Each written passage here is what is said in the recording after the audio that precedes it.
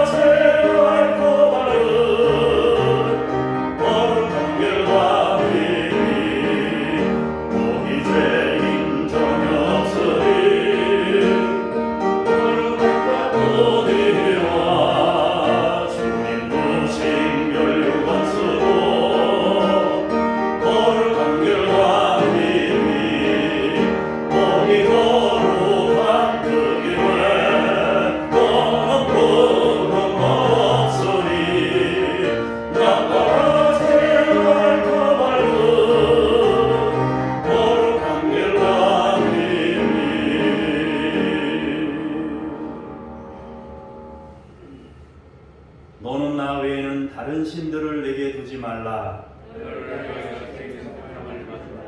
너는 내 하나님 여호와의 이름을 망령되게 부르지 말라. 내 부모를 공경하라. 간음하지 말라. 내 이웃에 대하여 거짓 증거하지 말라. 아멘. 참회의 기도 함께 기도합니다. 죄인들을 용서하시는 하나님, 그 크신 사랑과 자비를 의지하여 이 시간 저희의 더럽고 초한 죄를 고백하며 회개합니다. 저희는 성령의 감화를 받아 감격하면서도 생활 속에서 성령님의 소욕을 따라 믿음으로 살지 못했습니다. 진리의 말씀으로 깨우쳐 주셨으나 행함으로 옮기지 못했습니다. 주님께서 보여주신 사랑의 꿈을 잘 알고 있었지만 힘써 따르려고 하지 않았습니다.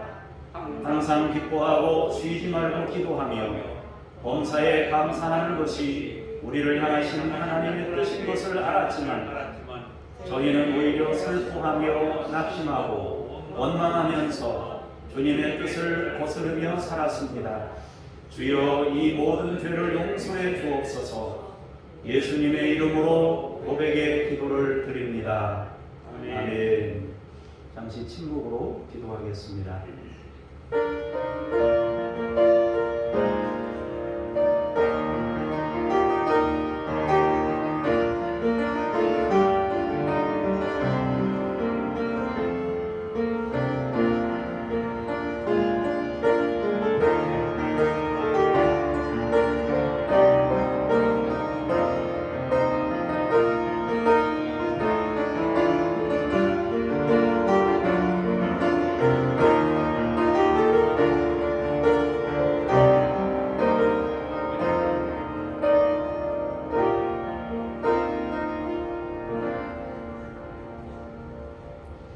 여호와는 마음이 상한 자를 가까이 하시고 충심으로 통회하는 자를 구원하시는도다. 그의 모든 뼈를 보호하시며 그 중에서 하나도 꺾이지 아니하도다. 아멘. 신앙 고백 드리겠습니다. 나는 전능하신 아버지 하나님 천지의 창조주를 믿습니다. 나는 그의 유일하신 아들 우리 주 예수 그리스도를 믿습니다. 그는 성령으로 잉태되어 동정녀 마리아에게서 나시고 본디오 빌라도에게 고난을 받아 십자가에 못 박혀 죽으시고 장사된 지 사흘 만에 죽은 자 가운데서 다시 살아나셨으며 하늘에 오르시어 전능하신 아버지 하나님 우편에 앉아 계시다가 거기로부터 살아있는 자와 죽은 자를 심판하러 오십니다. 나는 성령을 믿으며 거룩한 공교회와 성도의 교제와 죄를 용서받는 것과 몸의 부활과 영생을 믿습니다. 아멘. 자리에 앉으셔서 제가 기도하겠습니다. 산상변모 주일을 맞이하여 예수님의 영광스러운 모습을 사모하며 예배합니다. 우리의 귀를 열어 주셔서 이는 내 사랑하는 아들이라 하시는 하나님의 음성을 듣게 하여 주옵소서. 우리의 영안을 열어주셔서 성소를 뒤덮고 있던 구름도 흩어지게 하시고 함께하던 엘리야와 모세도 보이지 않게 하시고 오직 영광의 예수님만 보이게 하여 주옵소서. 예수님의 빛난 얼굴을 배울 때 우리 마음에 도사리고 있던 죄와 두려움과 불신이 모두 사라지게 하여 주옵소서. 주님 말씀을 듣습니다. 말씀을 통해 우리 안에 주님 사랑을 부어주소서. 잔치에 참여할 수 있는 주님의 사람으로 세워주소서. 겸손과 은혜를 깨닫는 거룩한 하나님의 사람들이 되게 하소서. 아름답게 변모하여 영광을 받으시는 예수님의 이름으로 기도합니다. 아멘.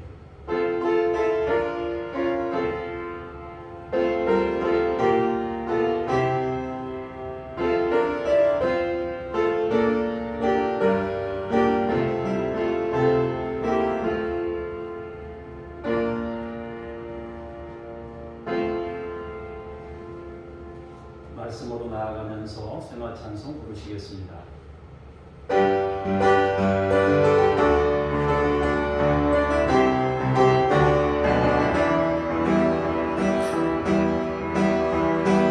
이스라엘 받으라 우리 하나님 여호와는 오직 유일한 여호와이시니 넌 마음으로 그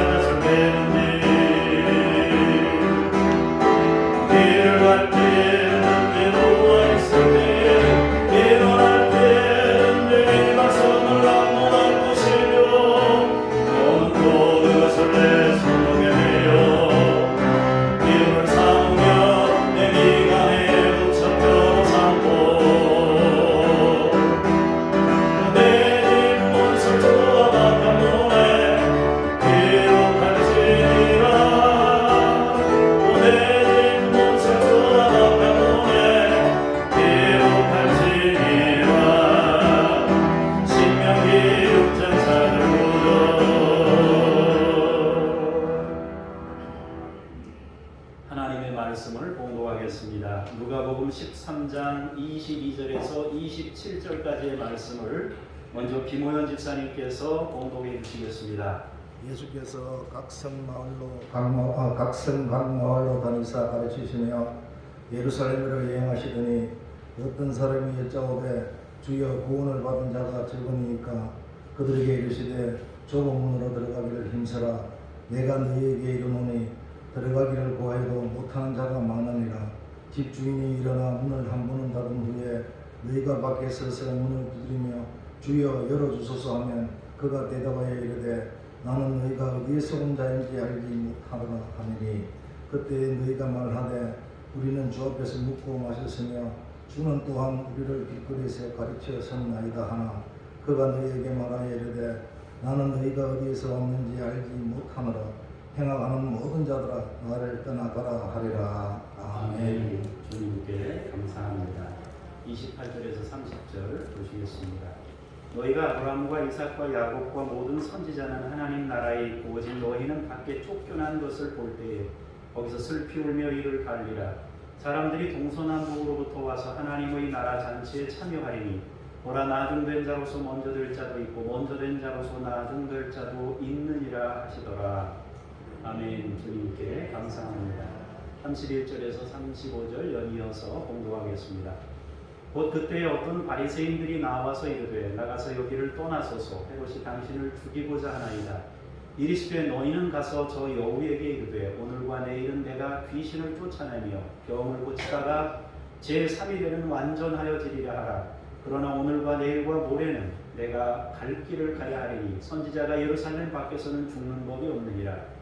예루살렘아 예루살렘아 선지자들을 죽이고 내게 파송된 자들을 돌로 치는 자여 암탉이 제 새끼를 날개 아래 모음같이 내가 너희의 자녀를 모으려 한 일이 몇 번이냐. 그러나 너희가 원하지 아니하였도다.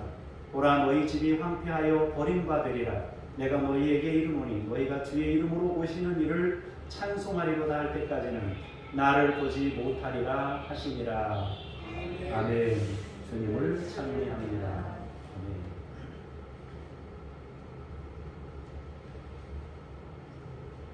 코로나가 맹위를 떨치고 있어서 교우분들도 서로 조심하는 분위기인 것 같습니다.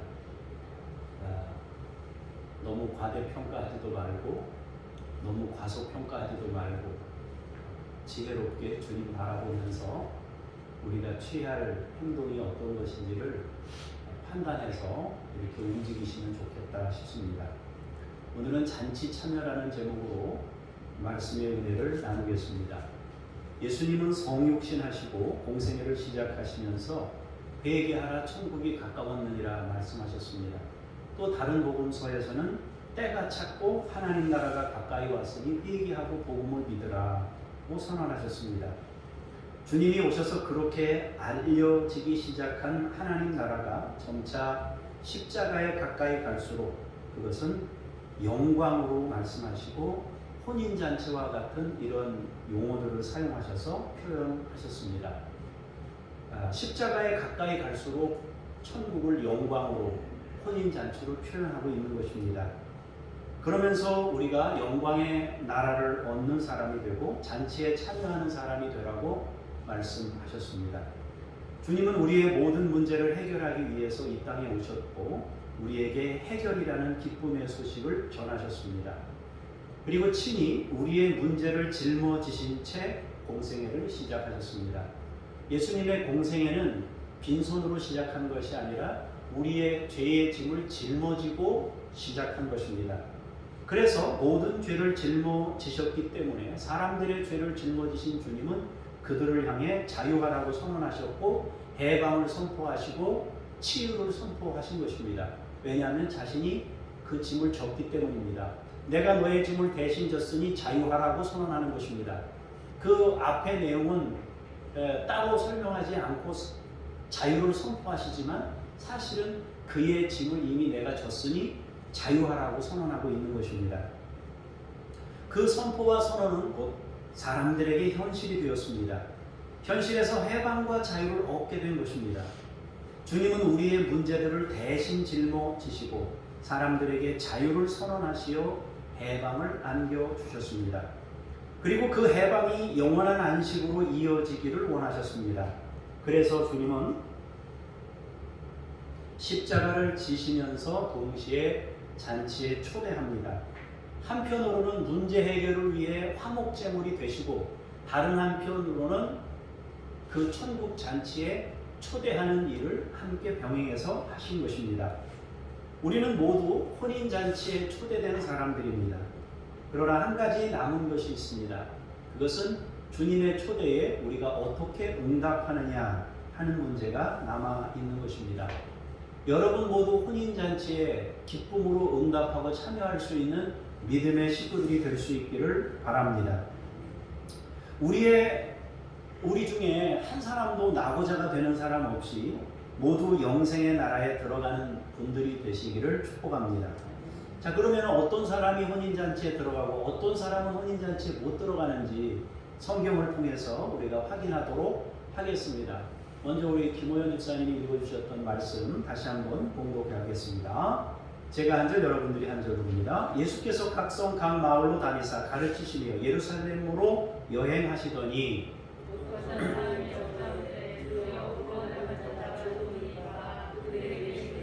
좁은 문으로 들어가기를 힘쓰라. 내가 너희에게 이르노니 들어가기를 구하여도 못하는 자가 많으리라.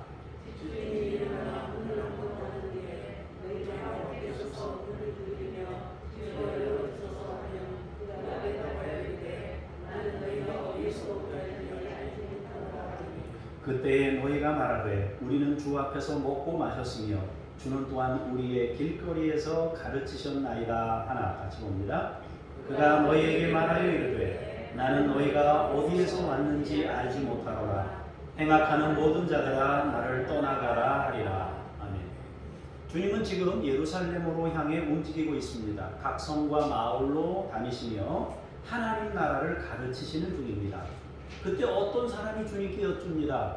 주님, 천국에 들어가는 사람이 많습니까? 적습니까? 천국에 가는 사람이 적어요? 구원받는 사람은 적어요? 이렇게 물은 거예요. 구원에 대해 질문한 것입니다. 그러자 주님께서 구원에 대한 대답으로 하신 말씀이 지금 우리가 읽은 이 성경 내용으로 주님이 대답하신 것입니다. 주님께서 그럼 어떻게 대답하셨을까요? 가장 먼저 하신 말씀이 뭐라고 그랬어요? 좁은 문으로 들어가기를 힘써라. 이것이 첫 번째 대답입니다. 그러면서 두 번째 무슨 얘기를 합니까? 들어가기를 구하여도 못하는 자가 많다. 세 번째 무슨 말씀하셨어요? 한 번 닫힌 문은 열린다 안 열린다? 다시 안 열린다. 그러므로 문이 닫히기 전에 들어가야 된다 그랬습니다. 그리고 또 다른 한 가지는 우리는 주님과 함께 살았다고 주장하는 사람들이 있습니다. 우리는 주님과 함께 산 사람들입니다. 주님과 함께 동고동락한 사람들이에요. 먹고 마셨습니다. 주님께서 가르치실 때 그 자리에 함께 있었다고 합니다. 그런데 주님은 그들을 알지 못한다고 말씀하셨습니다.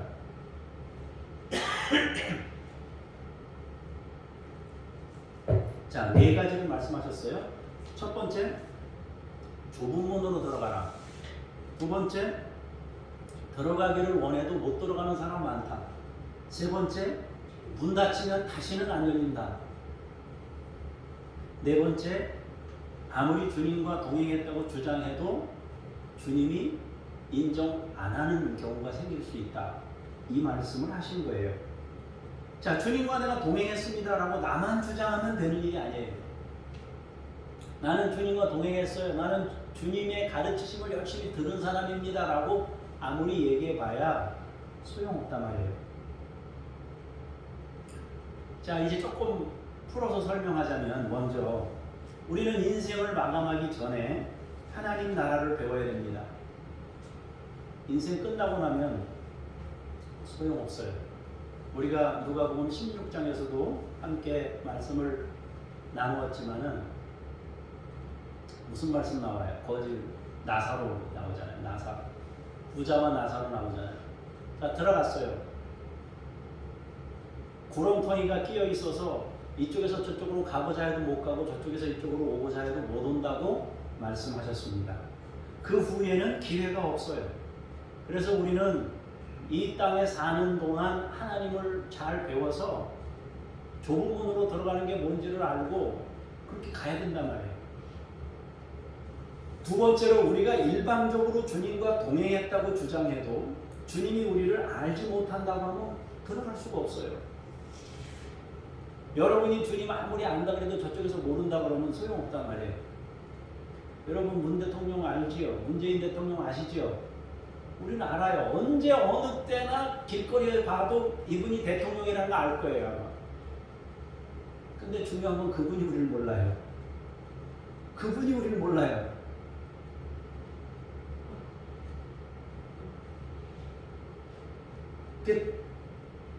모른다 그러면 소용없는 거예요.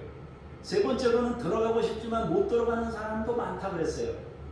이유는 좁은 문이 아닌 넓은 문으로 다니기 때문이에요. 쉽게 말하면 천국 문이 아닌 다른 문으로 들어가기 때문입니다.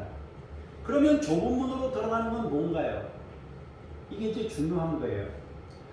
주님이 공생애를 보내시면서 하셨던 말씀 속에 해답이 있습니다. 핵심은 주님의 마음을 아는 일이에요.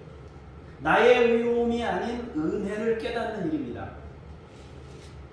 많은 이들이 자기 의로움으로 천국을 얻으려고 안간힘을 씁니다. 그러나 그것은 평생이 아니라 그보다 더 많은 시간을 주어도 얻지 못할 방법입니다.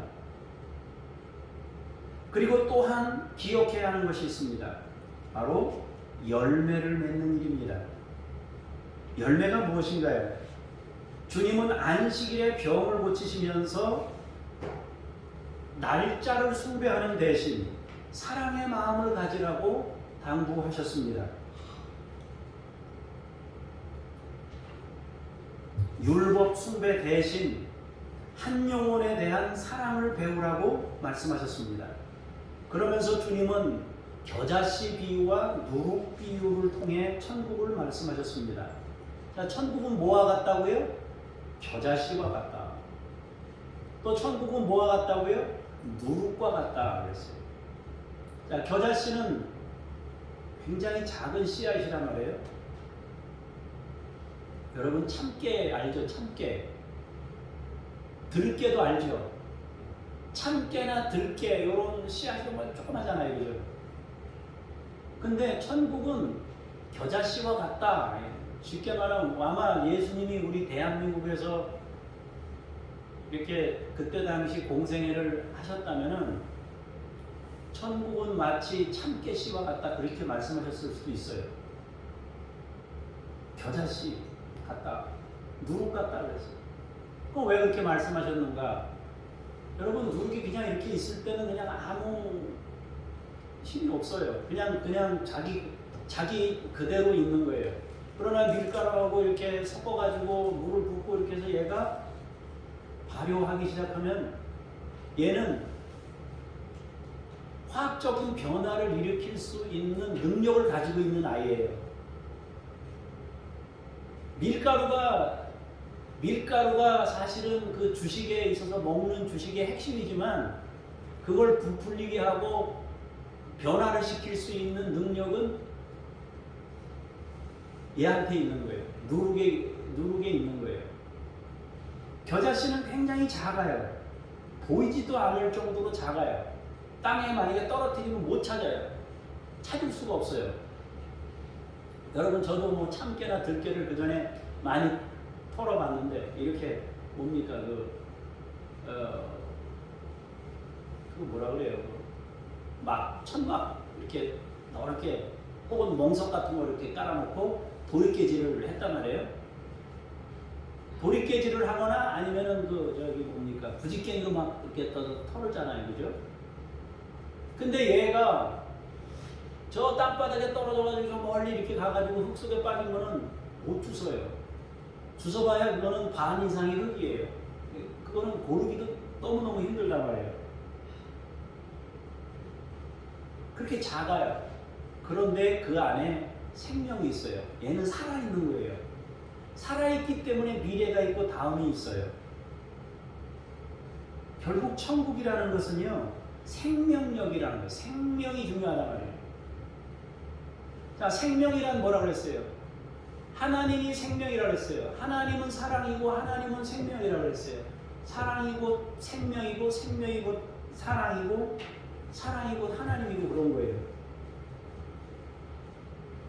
돈 1,000원을 써도 사랑을 가지고 있으면 그것이 잔치에 참여할 수 있는 사람이 됩니다. 여러분이 꼭 명심해야 될 것이 있는데요. 천국은 양이 아니라 질입니다. 근데 사람은요, 보이는 게 중요하거든요. 양으로 일단 생각을 하거든요. 양으로 생각해요. 근데 하나님은 양으로 생각 안 해요. 크기하고 이런 거하고 아무 상관없어요. 그 안에 생명이 있느냐 없느냐 이게 중요해요. 사랑이 있느냐 없느냐 중요해요. 1,000원이냐 10,000원이냐 100,000원이냐 100,000원이냐가 중요한 게 아니에요. 그 내면에 사랑이 있느냐가 중요한 거예요. 주님께서는 그것을 말씀하셨습니다. 중요한 것은 우리 내면에 사랑이 심어졌느냐, 은혜가 심어졌느냐 그것입니다. 그것이 열매예요. 늘 말씀드리지만은 평화라는 것은 우리 내면에 하나님 마음을 가진 만큼 평안이 임하는 거예요. 여러분에게 하나님의 은혜가 나는 하나님의 은혜를 풍성히 받았다고 여러분들이 느끼는 만큼 평화가 임해요. 감사는 은혜를 받았다고 느끼는 만큼 감사가 있는 거예요. 그걸 누가 넣어주겠습니까? 그 감사를 여러분들 마음에 어떻게 넣어주겠어요? 내가 은혜를 풍성히 누리고 있다는 것을 느끼면 감사가 채워지는 거예요. 그래서 그 평화라는 것은, 그 감사라는 것은 하나님 마음, 하나님의 은혜를 채워진 만큼 누릴 수 있다는 거예요. 정리하면은 주님께 안내되는 방법들에 머물지 말고 주님의 사람이 되어야 한다는 것입니다. 자, 우리가 중요하게 여기는 거 여기도 써 있습니다만은, 자, 주일 성수, 예배, 찬송, 성경 읽기, 중보기도, 헌신과 섬김 모두 우리가 주님께 나아가도록 돕는, 안내하는 방법들 중에 하나입니다. 그런데 그것 자체가 목적이 아니에요. 예배 참석이라는 것은 삶을 예배로 만들기 위함입니다. 예배에 참석했는데 삶을 예배로, 삶이 예배가 되지 못하면 헛바퀴 도는 거예요. 헛수고 한단 말이에요. 어떤 사람이 열심히 성경도 읽고 큐티도 하고 막 열심히 하는 거예요. 근데 남의 것을 뺏어 먹는 거예요. 그렇게 하고 큐티 왜 하는 거예요? 성경 왜 읽는 거예요? 근데 그런 사람들이 너무 많아요. 여러분 오늘 들어오시다가 서명하셨죠? 과거에 기독교 학교가 세워질 때 사비로 학교들을 세운 거예요. 믿음을 가진 사람들이 믿음으로 신앙인들을 양육하기 위해서 사비를 들여서 학교를 세운 거예요. 국가에서 그걸 허용해 줬어요. 그리고 일정 부분 성경도 가르치고 신앙교육도 하라고 한 거예요. 그런데 그걸 법으로 바꿔버렸어요. 뭘 바꿨느냐면 교사를 믿음의 사람을 채용 못합니다. 지금은 미션 스쿨에서 자기 돈 들여가지고 학교를 세웠는데 교사를 뽑을 때 못 뽑아요. 누가 뽑냐? 교육부에서 뽑습니다. 그러니까 이거 선생님들이 신앙인이 아니에요. 학교는 신앙의 학교인데 선생님들이 다 비신앙자들이에요. 그러면 신앙으로 권하기념을 가지고 학교를 세우는데 그걸 못하는 거예요. 얼마나 깝깝해요. 그걸 법으로 제정했습니다. 그래서 지금 그걸 못하고 있는 거예요, 우리가. 기독교 학교들이 많은데. 그래서 그도저도 안 되니까 어떻게 합니까? 대안학교를 세우는 거예요. 대안학교는 학생 1인당 교육비를 국가에서 지원을 해주게 돼 있어요. 장성할 때까지 에너지 드는 양이 있단 말이에요. 기본적으로 초등학교, 중학교 의무교육 있잖아요. 드는 에너지가 있어요. 그 드는 에너지를 각자에게 주어서 각자가 자기 교육 주체로서 내가 뭘 선택하고 어떤 교육을 받아야 될지를 스스로가 선택해서 자기가 커리큘럼을 짜고 내가 선택한 과목에 들어가서 공부할 수 있어야 된단 말이에요. 그래서 학교들을 세우는 거 아니에요? 근데 그게 원천 차단된 상태에 있는 겁니다.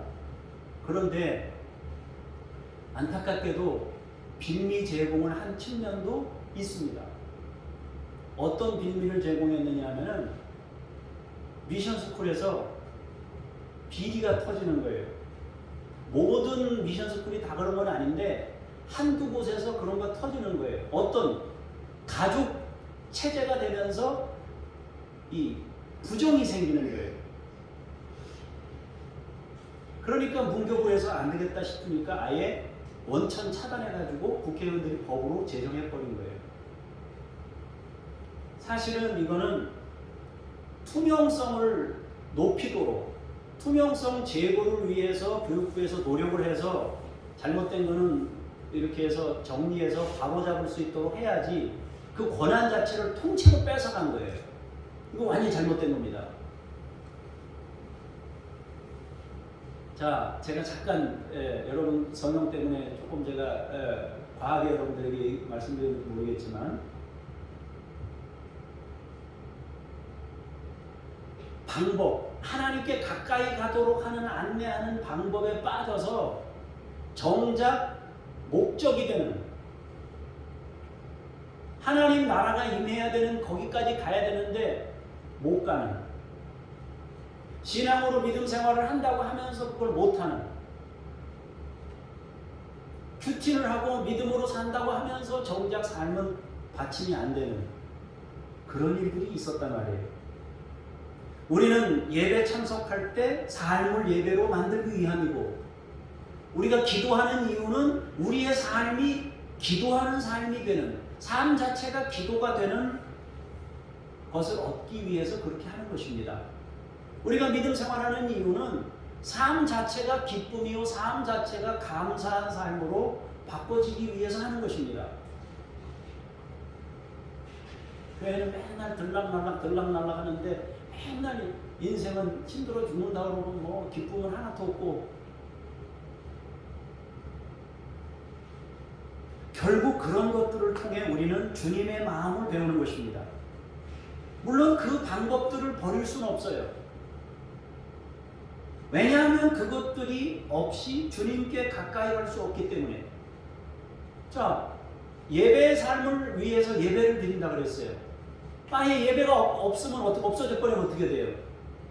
예배의 삶을 못 살죠. 어떻게 가는지도 모르잖아요. 장을 담았는데 구더기 한두 마리가 나왔어요. 그러면 구더기 안 생기도록 그래서 여러분 장단지 그 사람 돈 많이 벌었잖아요. 유리 뚜껑 햇빛 들어가고 나가고 하는 숨 쉬는 뚜껑 파리는 못 들어가는 구더기 못 쓸게 하는 그거 여러분 대박 났잖아요. 그죠? 그러면 장은 먹어야 되는 거잖아요. 그죠? 구더기가 안 생기도록 조치하는 방법을 써야지 아예 장 단지 자체를 다 갖다 버리면 어떻게 되겠냐 이거예요. 학교가 학교대로 권한인용을 가지고 가도록 도와야지 아예 그걸 원천적으로 몽땅 다 뺏어가면 어쩌자는 겁니까? 마찬가지로 우리에게 있는 이 예배라든지 기도라든지 이런 것들이 본질적 목적은 아니지만 목적을 향하도록 안내하는 굉장히 중요한 요소이기 때문에 그것이 또한 중요하다 말입니다. 우리는 목적이 중요하지만 목적을 향하도록 하는 그것도 역시 같이 중요하다 하는 것입니다. 그렇지만 어쨌든 예배하는 삶으로까지 나아가는 그런 신앙인이 되어야 한다고 성경이 말씀하고 있는 겁니다. 주님께서 말씀하시기를 금년에도 그대로 두소서 그 말씀하셨잖아요. 그죠? 무화과 나무가 열매가 안 달려요. 배 버려라. 배 버려라. 열매 없는 거 왜 땅만 버리느냐. 베어 버려라 하는데 베지 말라 그러잖아요. 금년에 한 번 더 기회를 주세요. 그럼 여러분 금년에 한 번 기회를 더 주세요 하는 사람은 누굴까요? 사랑하는 사람입니다. 사랑하는 사람. 지금 우리가 같이 기도해야 되는데 러시아하고 우크라이나하고 전쟁이 일어났습니다. 양쪽 다 가정이 있고 집이 있고 1대1로 개인으로 만나면 이웃이에요. 그냥 같은 이웃이에요. 그런데 서로 막 총을 겨누고 죽이고 있는 거예요. 미친 짓을 하고 있는 거예요. 서로. 자, 한쪽에 내 가족이라고 생각하면 어때요? 아, 제발 안 했으면 좋겠다. 그러나 적의 입장에서 보면 어때요? 빨리 정복을 하거나 아니면 몰아내거나 해야 되는 거잖아요. 무화과를 심어서 1년, 2년, 3년을 키웠어요. 키운 사람의 입장에서 보면 열매도 안 달렸는데 베라! 옆에서 지나가는 사람이 베라! 그런 거예요. 근데 심어서 3년을 가꾼 사람은 쉽게 포기가 안 되는 거예요. 왜? 애착이 있으니까. 여러분, 우리가 사람을 대할 때 주님이 지금 말씀하시는 금년에도 그대로 두세요. 한 번 기회를 더 주세요. 그거는 부모가 자식에게 갖는 마음인 거예요. 우리가 자녀가 어떤 잘못을 할 때는 무슨 생각이 들어요? 하나님 은혜를 베풀어 주시고 돌이키게 해주시고 도와달라고 막 붙잡고 기도하잖아요. 그 마음을 말하는 거예요. 우리가 그 마음이 되어야 된다고 성경이 말씀하고 있는 겁니다. 자, 이제 13장 28절에서 30절 읽겠습니다. 시작.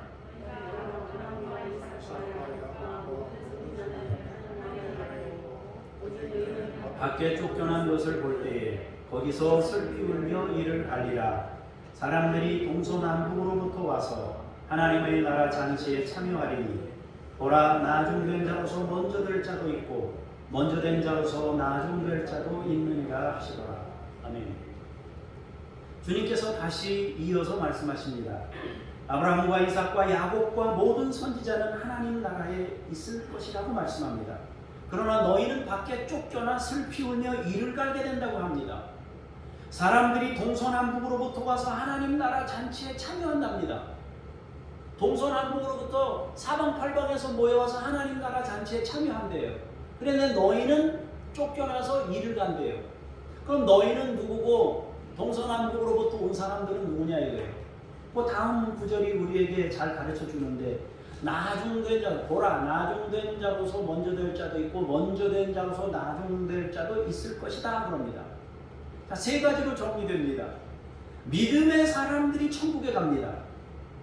그러나 너희들은 못 간다 그럽니다. 먼저가 나중되고 나중이 먼저 되는 경우가 많다고 합니다. 자, 믿음의 사람들이 간다는 것은 알겠습니다. 우리 공감도 하고 이해도 되고 믿음의 사람이니까 가죠. 그건 뭐 누가 그거에 대해서 의문을 제기하겠습니까? 믿음의 사람이니까 가죠. 그런데 너희들은 못 들어간다 그러는데 이거는 이해가 안 되는 거예요. 왜 먼저 된 자가 나중되고 나중된 자가 먼저 되느냐? 왜 너희들은 못 들어가냐? 잘 생각해 보면요, 그 안에 해답이 있는 겁니다. 여러분, 먼저라고 생각하면 나중되고 나중이라고 생각하면 먼저가 됩니다. 그렇다면 먼저라고 생각하는 사람들은 누굴까요? 나중이라고 생각하는 사람들은 누굴까요? 유대인들은 자기들을 항상 먼저라고 생각합니다. 이방인들, 즉 동서남북으로부터 온 사람들은 자기들은 나중이라고 생각합니다. 그래서 그들이 먼저 될 수 있는 겁니다. 먼저라는 사고 안에 밑바탕에는 뭐가 깔려 있어요? 내가. 나중이라는 밑바탕에는 뭐가 깔려 있습니까? 은혜 아니면 안 되는 거예요. 나중 왔으니까 저 어떻게 좀 안 될까? 나에겐 자격이 없는데 어떻게 안 될까? 네? 물건이 10개밖에 없어요. 20명 와서 줄 서 있는데 10개밖에 없어요. 그런데 나는 11번째야, 12번째야. 11번째야. 그러면 무슨 기대를 갖겠습니까? 저 10번째나 중간에 누구 한 사람이 대학교 시험 볼 때 그러잖아요. 예비번호 떴을 때 누가 이거 한두 사람 빠지면 내가 들어갈 수 있는데 뭐 이런 거잖아요. 그런데 만약에 이 물건이 10개밖에 없는데 20사람이 왔어요. 이 20명이. 20번째 서 있는 거예요, 자기가. 그럼 저거 받아요, 못 받아요? 못 받아. 받을 수 있는 방법은 자기 힘으로 안 돼. 이건 뭐 특별한 무슨 수를 내든지 뭐 전쟁을 일으키든지 아니면 뭐 10사람을 죽이든지 뭐 어떤 방법을 쓰지 않고서는 안 돼요. 어쨌든 자기가 이걸 옳은 방법을 가지고는 자기 방법 가지고는 안 돼요. 그래서 20번째 있는 사람은 뭘 기대하게 돼요? 이거는 정상적인 절차 말고 다른 거. 그래서 나 말고 다른 방법을 기대하게 되는 거예요. 20번째. 자, 1번에 서 있는 사람은 무슨 생각을 갖겠습니까? 1번. 저건 내 거야. 이 생각할 거 아니에요? 근데 만약에 그게 11번째 있는 사람한테 준다 그러면 1번에 있는 사람 어떻게 생각하겠어요? 난리 나죠. 내 건데 왜 네가 가져가냐 뭐. 그러니까 1번에 있는 사람들은 항상 그 내면 안에 뭐가 들어있느냐면 내가가 들어있어요. 내가. 뒷번호에 들어있는 사람들은 언제나 내 힘으로는 안 되는 걸 알아요. 본인도 그걸 알아요.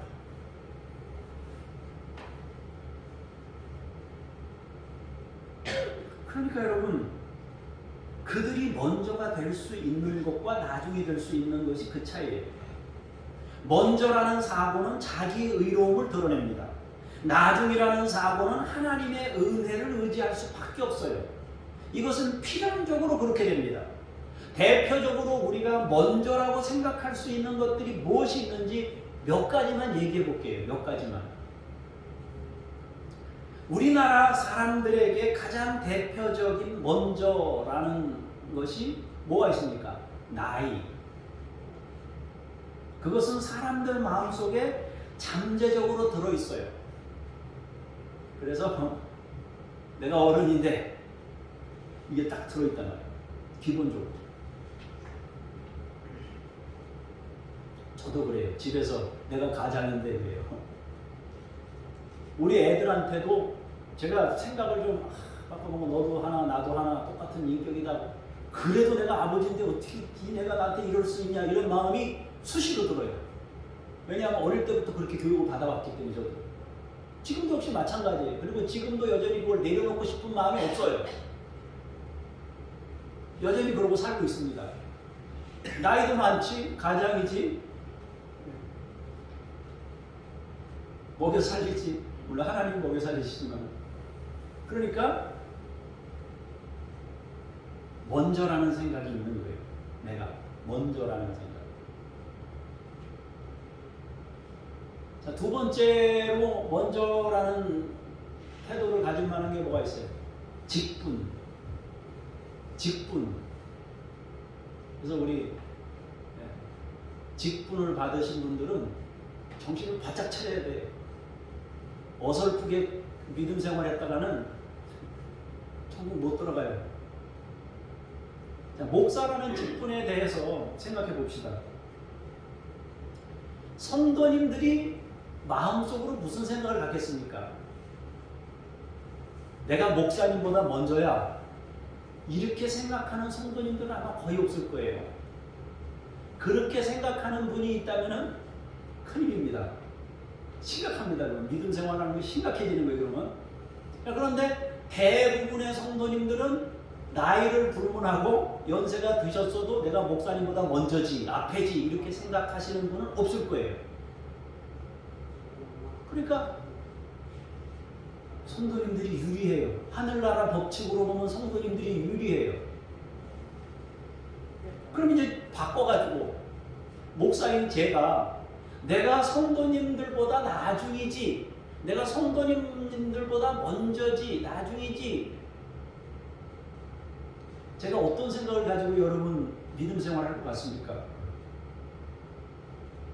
그게 제 숙제인 거예요. 내가 믿음 생활하면서 평생 나를 지킬 수 있는 숙제가 그건 거예요. 만약에 제가 여러분들보다 먼저라는 생각을 가지고 여러분을 지배하려고 한다면은 나는 너를 도무지 모른다. 아, 주님, 제가 장로교회 목사했는데요. 제가 장로교회에서 믿음 생활한 거 모르셔요? 제가 얼마나 열심히 수고한 거 난 너 모른다. 도무지 모른다. 악행을 행하는 자에 떠나가라. 이렇게 될 수 있는 거예요. 숙제예요. 나이가 더 드신 분들 숙제예요. 직분이 있는 사람 숙제예요. 돈 많은 사람 숙제예요. 자기가 먼저라는 것을 내려놓는 숙제를 평생 해야 돼요. 아니면 내가 하다가 망하는 거예요. 은혜를 몰라가지고. 세 번째로 일의 양이에요. 일. 사람들은 일하는 양에 따라서 먼저가 되고 나중이 될 수 있어요. 보편적인 사람들이 모두 그렇게 생각하고 있는 겁니다. 그러나 성도 여러분, 명심하세요. 교만은 패망의 선봉이다 그랬습니다. 아담의 범죄는 교만 때문이었습니다. 내가 먼저 된 사람이라고 생각하는 순간 우리는 나중으로 밀려납니다. 그것이 천국의 원리입니다. 우리는 주님과 동행했습니다. 주님께 가르침 받았습니다. 그런데 주님이 그들을 모른다고 하는 거예요. 모른다고 하시는 것만이 아니라 악을 행하는 자여 떠나가라 그랬습니다. 악이라고 그랬습니다. 내가 다른 사람 위에 있다라고 생각하는 게 악인 겁니다. 자, 이제 31절에서 35절을 보도록 하겠습니다. 제가 한 절, 여러분들이 한 절. 곧 그때 어떤 바리새인들이 나와서 이르되 나가서 여기를 떠나소서 헤롯이 당신을 죽이고자 하나이다.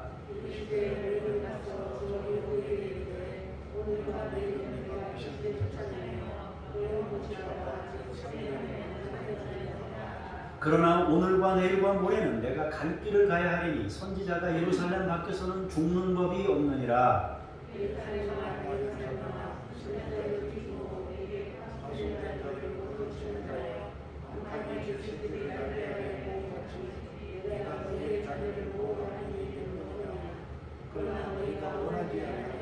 같이 봅니다. 보라, 너희 집이 황폐하여 버림바 되리라. 내가 너희에게 이르노니 너희가 주의 이름으로 오시는 이를 찬송하리로다 할 때까지는 나를 보지 못하리라 하시니라. 아멘. 그때 어떤 바리새인들이 와서 주님께 여기를 떠나가라고 말합니다. 헤롯이 당신 죽이려고 그래. 떠나가. 헤롯은 분봉왕입니다. 분봉왕. 한 나라의 왕인데 한 나라를 세 동분, 네 동분으로 나눠가지고 영토를 네 동분으로 나눠가지고 왕을 네 사람을 세운 거예요. 그 중에 한 사람이 헤롯이에요. 헤롯이 죽이려고 하니 떠나가십시오.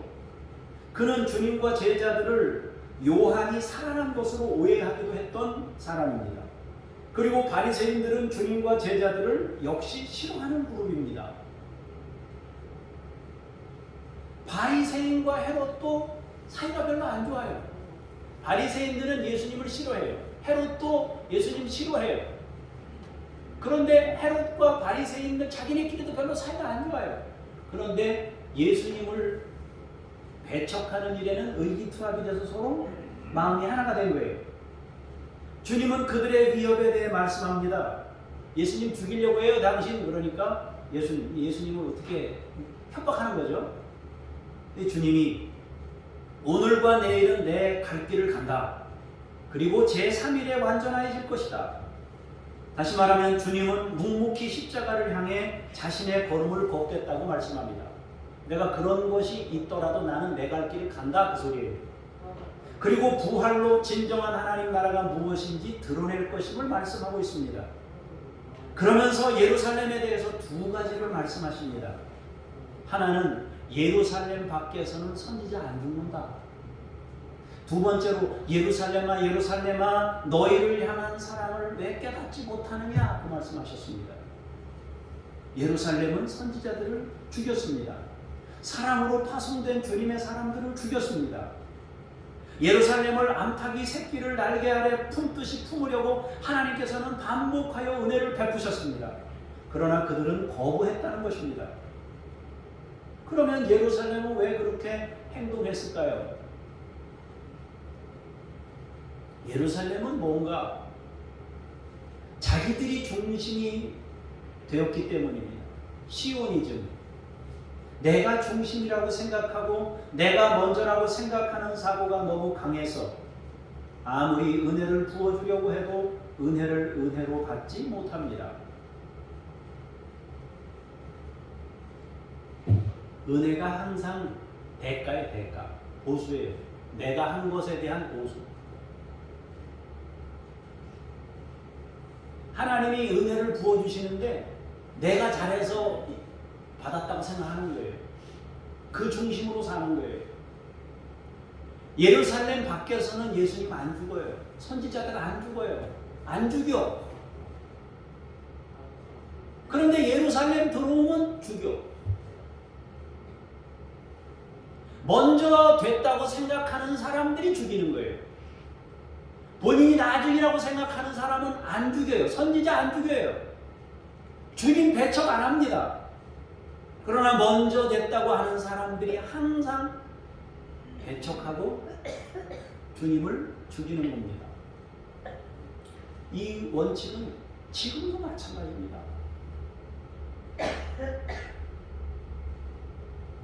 여러분, 새신자들이 교회 와가지고 목사님한테 막 대들겠습니까? 없어요, 그런 사람. 대부분 분쟁이 일어날 때 보면 중심에 있는 사람들이 분쟁을 일으키는 거예요. 예수님은 예루살렘에서 죽습니다. 선지자들이 예루살렘에서 죽는 거예요. 중심지 밖에서는 죽는 법이 없다고 주님이 말씀하시는 거예요. 여러분, 은혜를 은혜로 받아야 되는데 은혜가 항상 보수가 되고 대가가 되는 거예요. 일하는 사람들에게 은혜는 항상 보수예요. 감사하는 사람들에게 은혜는 항상 은혜입니다. 내가 한다는 사람들에게 수고는 항상 보수예요. 마땅한 겁니다. 은혜로 받지 못합니다. 예수님, 선지자, 믿음의 사람들은 항상 중심지에서 죽는 거예요. 먼저라고 생각하는 사람들에 의해 거부되고 배척되고 죽는 것입니다. 잔치에 참여하는 사람들은 결코 먼저 된 사람이 아닙니다. 결코 중심에 있는 사람들이 아닙니다. 결코 교만한 사람이 아닙니다. 잔치에 참여하는 사람들은 일하는 사람들이 아닙니다. 그것은 나중된 사람들이 잔치에 들어갈 수 있습니다. 감사한 사람들이 잔치에 들어갑니다. 겸손한 사람들이 잔치에 들어갑니다. 동서남북에서부터 온 사람들이 잔치에 들어갑니다. 새신자가 잔치에 들어갑니다. 특별하고 대단한 사람들이 들어가는 게 아니라 보잘것없는 사람들이 잔치에 들어가는 것입니다. 사랑하는 성도 여러분, 양이 아니라 작아도 생명이 있어야 된다고 그랬습니다. 우리는 먼저라는 사고에서 벗어나야 됩니다. 특별한 자리에 있다는 생각에서 벗어나야 합니다. 우리는 일하는 사람이 아닙니다. 우리는 은혜를 받은 사람들이에요. 우리는 은혜를 누리는 사람들이에요. 그래서 우리는 일했는데 일한 게 아니에요. 내가 이렇게 일을 했는데 그게 일이 아니에요. 우리는 은혜에 감사하는 거예요. 그냥. 그래서 내가 이만침 했는데 그런 거 없어요. 그거는 천국에 못 들어갈 사람들이 하는 생각이에요. 그런 사람들이 그렇게 사는 거예요. 예루살렘이라고 생각하는 사람들이 그 짓을 하는 거예요. 우리의 모든 수고는 공적이 아닙니다. 내 공로가 아닙니다. 은혜에 대한 감사일 뿐입니다. 내 공로로 죄 씻음에 이르려 하는 생각은 심각한 결과를 만들 수 있습니다. 지금도 여전히 공로를 주장해서 죄 씻음을 받는 것을 권면하는 곳이 있어요. 어디라고는 얘기 안 하겠습니다만 있어요. 이단들이 그런 게 강하고 또 우리 기독교 말고 유사한 그쪽에서도 그런 일이 많아요. 우리의 마음은 겸손해져야 됩니다. 우리의 마음에 주님의 사랑에 싹이 나야 합니다. 큰 거 작은 거 아무 상관없어요. 생명이 중요해요. 겸손한 생명. 내가 은혜를 받은 사람이라는 것을 기억하는 것. 은혜를 받은 사람들이라는 걸 기억해야 일에서 벗어납니다. 그래야 감사가 일어나요. 교회 다니는 게 감사하고, 교회에서 수고하는 게 감사하고, 애쓰는 게 감사하고, 감사해요.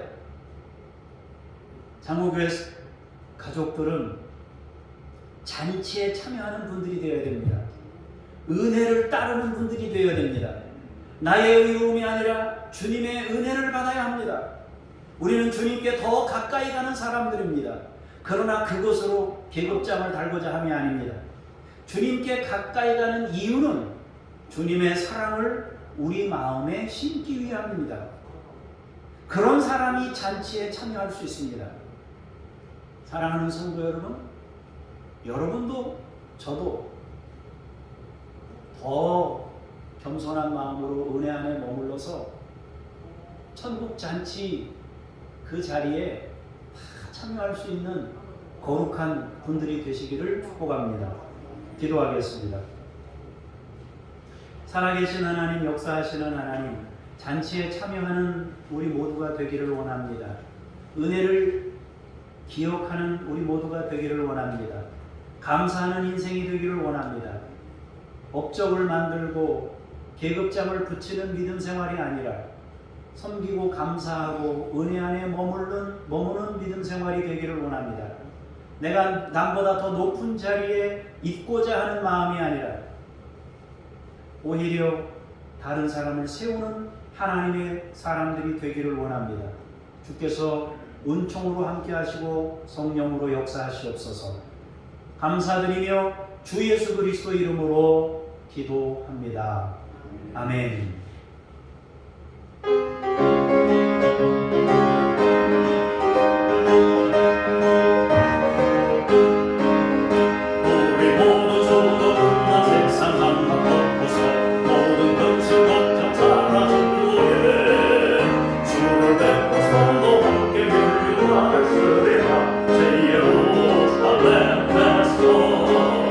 성도들이 함께 월대기 노래하리라. 새 예루살렘 새 예루살렘 호산나를 높이 불러 왕의 왕을 맞으리. 새 예루살렘에서 가는 길로 주님 나를 부르니 지어 발라든 지곡전 없으려 주를 믿고 따라가면 그의 뜻을 알리라.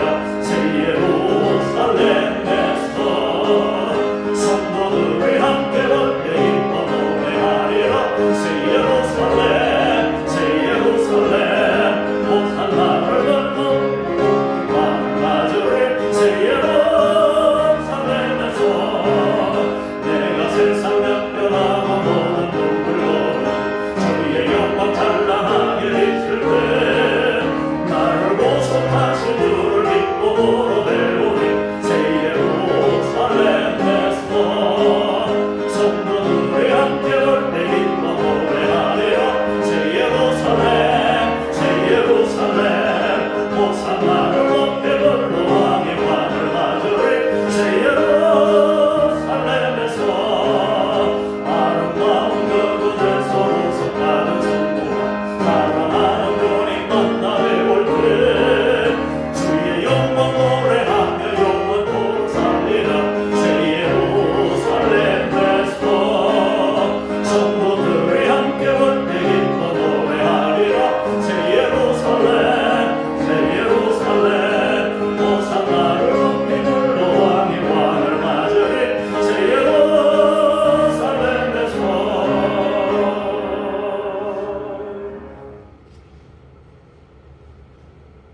하나님, 은혜에 감사해서 예물을 드립니다. 이것은 우리의 업적도 아니고 우리가 나의 의로 삼고자 하는 것도 아닙니다. 오직 하나님의 은혜에 감사해서 주님이 나의 주인인 것을 고백하며 예물을 드리오니 주께서 받아주시고 우리를 천국잔치에 초대하시고 그 천국잔치에 들어갈 수 있도록 우리를 거룩한 자리로 인도하시옵소서. 감사드리며 주 예수 그리스도 이름으로 기도합니다. 아멘. 하늘에 계신 우리 아버지, 아버지의 이름을 거룩하게 하시며 아버지의 나라가 오게 하시며 아버지의 뜻이 하늘에서와 같이 땅에서도 이루어지게 하소서. 오늘 우리에게 일용할 양식을 주시고 우리가 우리에게 잘못한 사람을 용서하여 준 것 같이 우리 죄를 용서하여 주시고 우리를 시험에 빠지지 않게 하시고 악에서 구하소서. 나라와 권능과 영광이 영원히 아버지의 것입니다. 아멘.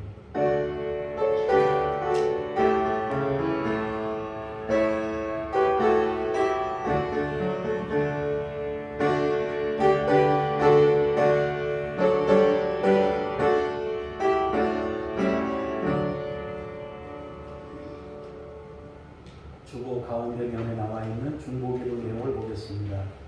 자살 문제가 해결되는 사회가 되도록 위해서 순서로 보면은 경제, 질병, 고독, 가정불화, 직장 문제 순으로 자살이 이루어지고 있습니다. 경제 문제로 인해서 자살이 제일 많다는 얘기예요.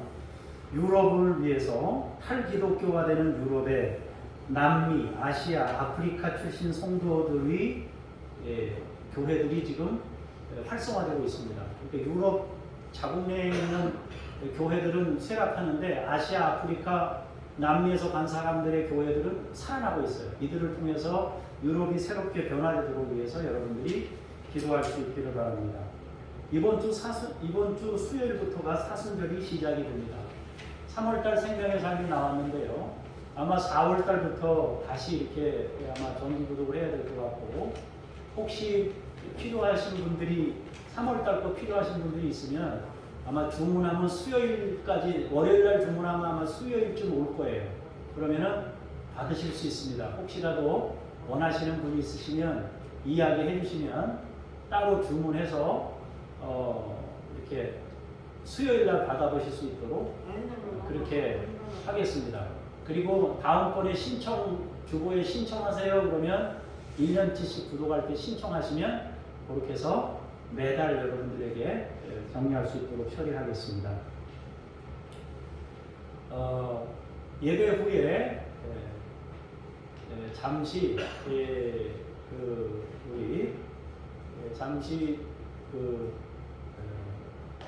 공동의회를 잠깐만, 공동의회라는 건 아니고요. 그냥 뭐 공동의회 것들은 없고 같이 잠깐 남아서 어떤 이야기 하나를 좀 해야 될 것 같아서 그렇게 여러분이 생각하시고 잠깐 계시다 가시면 좋겠습니다.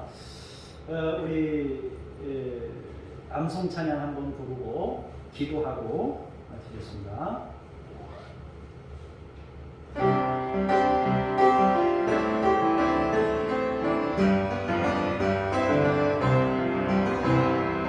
너희보다 먼저 가시는 너희의 하나님 여호와께서 애굽에서 너희를 위하여 너희 전에서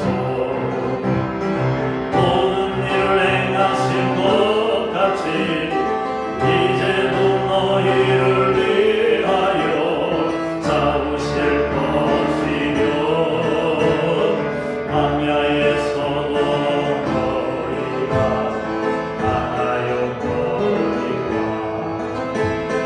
사람이 자기의 아들을 낳는 것 같이 너희의 하나님 여호와께서 너희가 걸은 길에서 너희를 나누사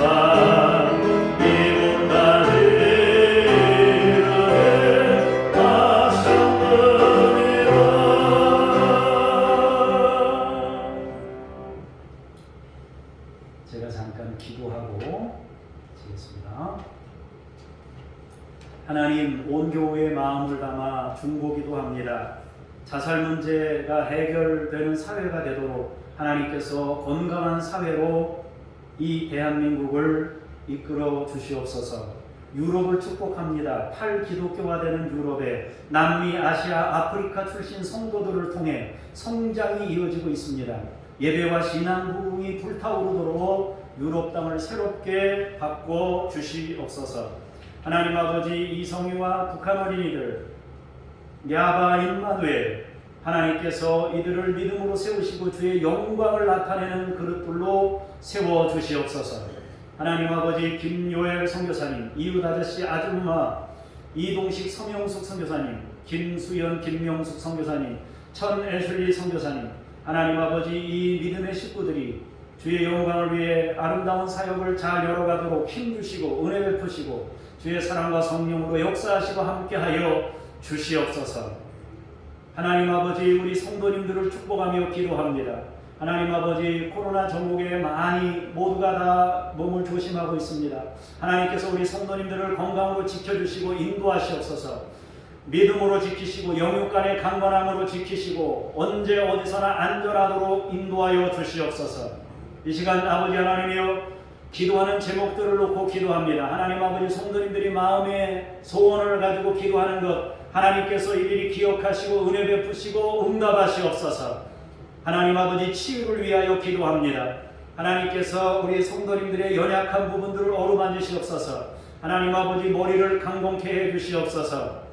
하나님 아버지, 뇌와 시력과 아버지 청각과 후각과 하나님 아버지 미각과 모든 부분을 주님께서 깨끗게 하시고 치료하여 주시옵소서. 하나님 아버지, 호흡기 계통을 아버지 치유하시고 축복해 주시기를 원합니다. 하나님 아버지, 숨쉬거나 폐나 하나님 아버지 심장이나 이런 간장이나 이런 모든 기관들이 하나님 아버지 정상적으로 작동하기를 원하며 회복되기를 원하며 치유받기를 원합니다. 아버지, 위장, 소장, 대장 하나님 아버지 모든 소화기 계통이 깨끗게 되기를 원하며 방광과 하나님 아버지 모든 연약한 부분들이 정상으로 회복해 되기를 원합니다. 우리가 미처 알지 못하는 기관까지 하나님께서 일일이 다 책임지셔서 강건케 해 주옵소서. 뼈를 튼튼하게 하시고 골수를 아버지 책임져 주시고 하나님 힘줄과 하나님 근육과 또한 아버지 관절과 아버지 이런 모든 부분까지 하나님께서 책임지셔서 강건케 하시고 지키시고 하나님 아버지 새롭게 하여 주시옵소서.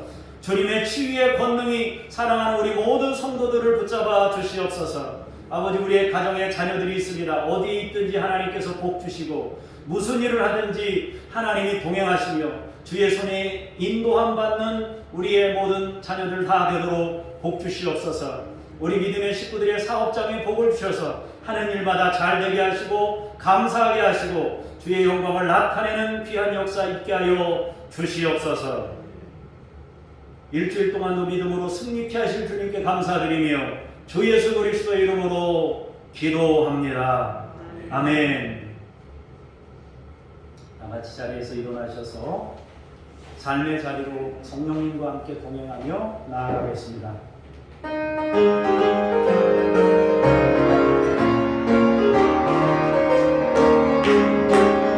내가 매일 기쁘게 설레게 해나 주의 발이 나를 안보하네요.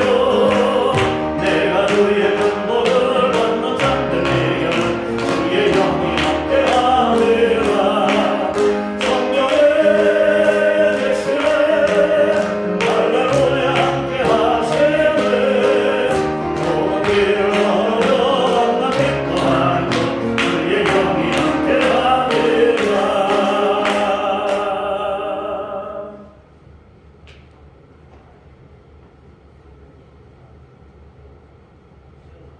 천국 잔치에 우리를 초대하신 주 예수 그리스도의 은혜와 천국을 준비하시고 우리를 맞아주실 아버지 하나님의 그 크신 사랑하심과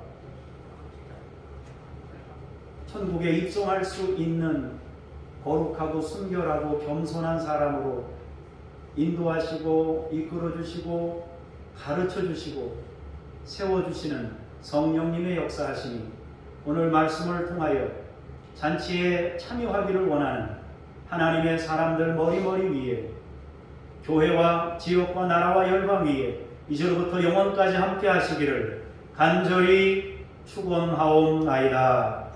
아멘.